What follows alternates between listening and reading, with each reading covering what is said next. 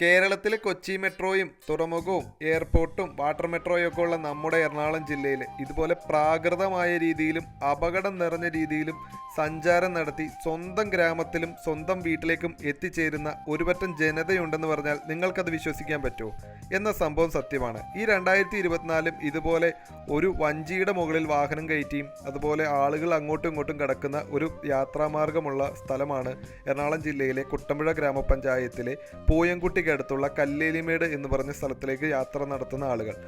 കല്ലേലിമേട് എന്ന് പറയുന്ന ഗ്രാമത്തിൽ ഏകദേശം 1000-ഓളം ആളുകൾ ജീവിക്കുന്നുണ്ട്. ഇതുകൂടാതെ ഉൾവനത്തിലോട്ട് പോയി കഴിഞ്ഞാൽ തലവച്ചപ്പാറ, കസേരപ്പാറ, വാര്യം മുതലായ ആദിവാസി വില്ലേജുകളും ഇവിടെ സ്ഥിതി ചെയ്യുന്നുണ്ട്.